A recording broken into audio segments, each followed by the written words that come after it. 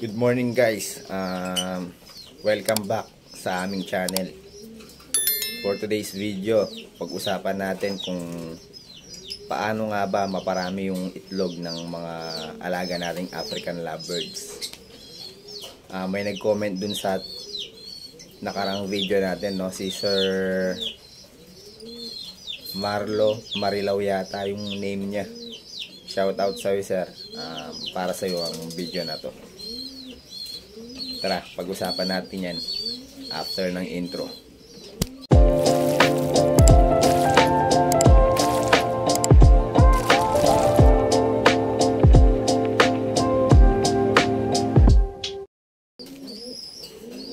So yun guys,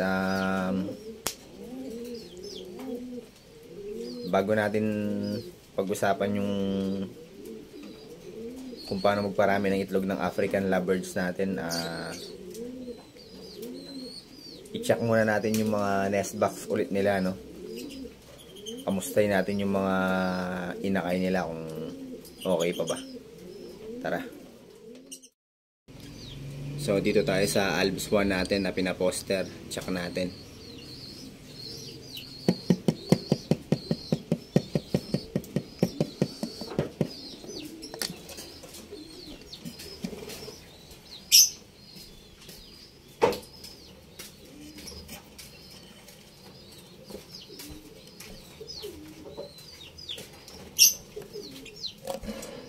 Ayun guys, no? Healthy yung inakay nila dahil nag-iisa lang yan. Akala ko nga may splay leg siya, no? Buti na lang na pansin natin agad, nadagdagan natin agad ng ng nesting material. Lipat naman tayo. So guys, dito naman tayo sa back to back open natin, yung mga pinaposter natin. Check natin kung okay pa ba sila.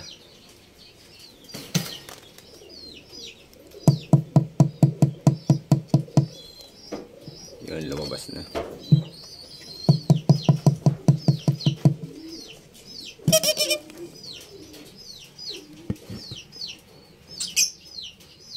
Ayun guys, no?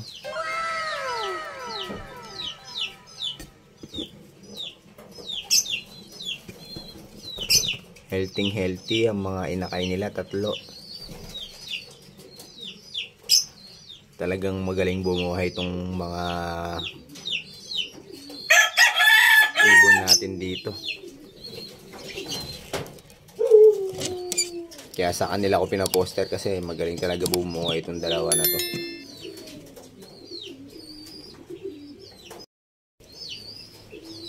Dito naman tayo guys sa Opa Pale Fallow project natin. Check natin kung nadagdagan na yung inakay nila at kung buhay pa ba yung mga visual pale fallow natin.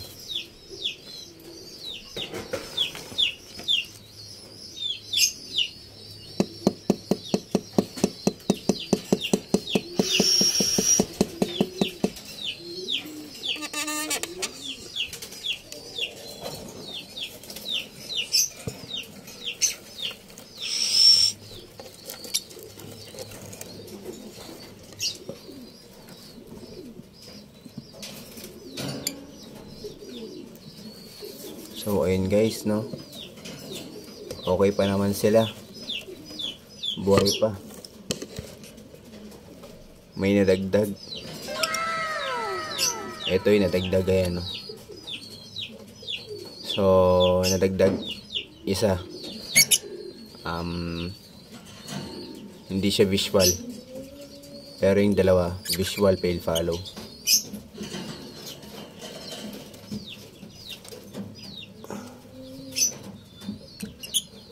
Sana mabuhay sila, no? Yung dalawang egg dyan, fertile pa yan. Sana mapisa pa rin nila. Lipat naman tayo. Dito naman tayo sa green new wing opa natin.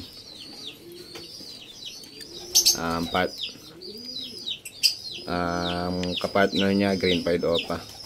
check natin kung may pisa na sa itlog nila. October 31 na ngayon, 21 days na.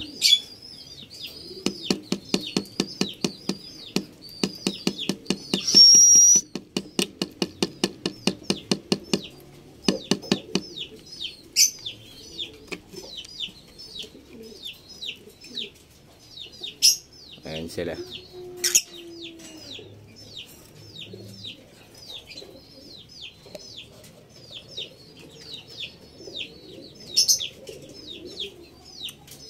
Ayaw mag-focus.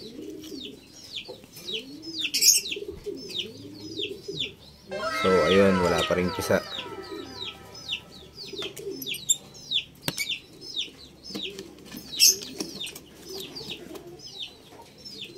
Yun no.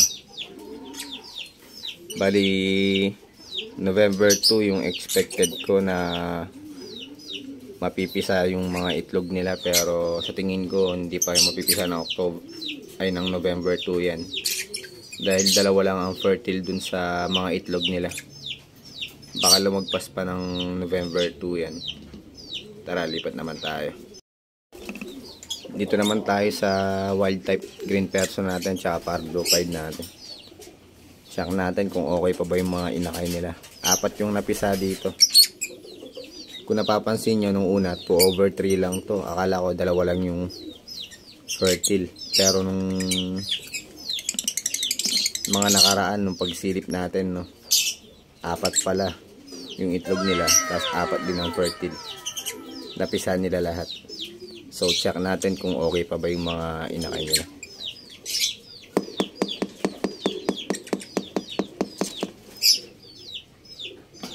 Ayan sila guys.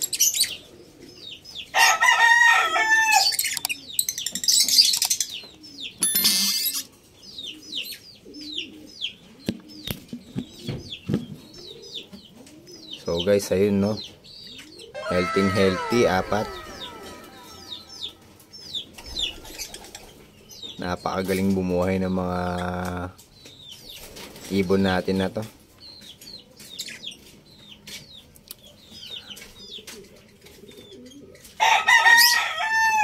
Apat na healthy na mga inakay.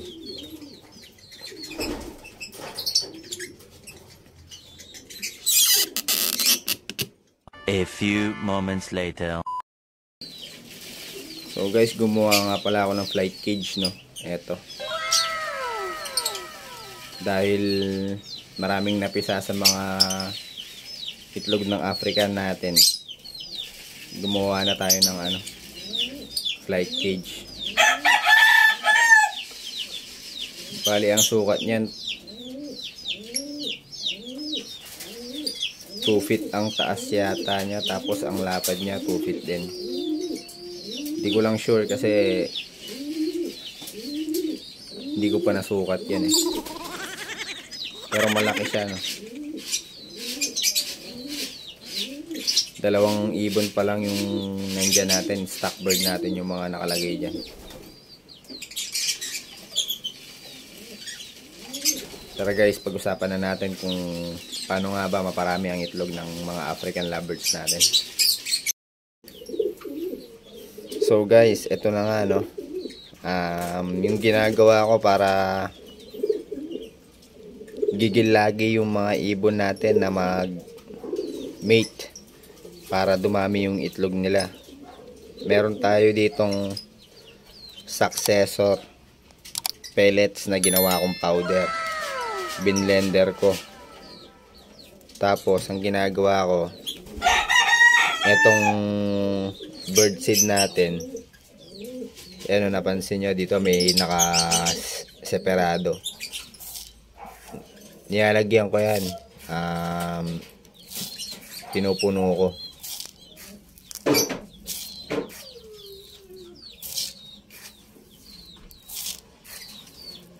Tapos ang ginagawa ko, hinahaluan natin ng etong powder na successor.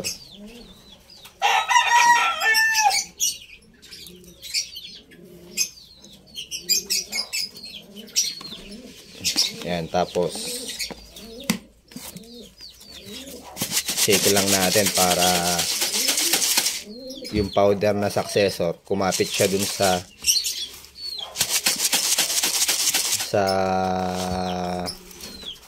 bird seeds natin. Yan guys, yan yung ginagawa ko para maparami yung itlog ng ating African lovebirds. Siyempre, hindi rin mawawala yung etong probiotics, no. Dapat lagi natin sila binibigyan ng probiotics, vitamin nila, tsaka itong Vitamin Pro. Yung ginagawa ko, itong Vitamin Pro, MWF ko binibigay. Tapos itong probiotics naman, Tuesday and Thursday. Tapos sa Saturday and Sunday, plain water lang tayo. So guys, yun tanong, bakit ko nga ba ginagawang powder yung successor pellets tapos sinahalo ko dun sa pagkain ng mga alaga natin? Ang sagot dyan kasi may mga ibon na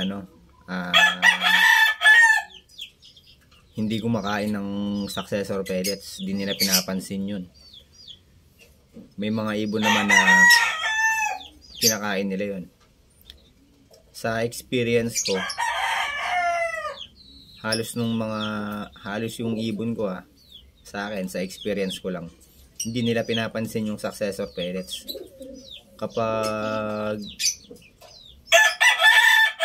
tinatanggal ko na sa gabi yung pagkain nila, nililinis ko na, yung successor pellets nandun pa rin, naiiwan.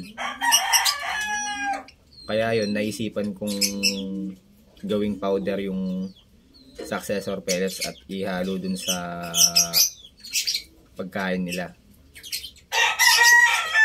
Dati ganun din yung paitlog ng mga African natin, hanggang 3 lang talaga yung nilalabas nila. Pero simula nung nagbigay ako ng successor na hinahalo ko dun sa patukan nila na powder, nakapagpaitlog tayo ng 4 hanggang 5 itlog ng mga African natin. At ang maganda doon, halos fertile lahat yung mga itlog nila, no?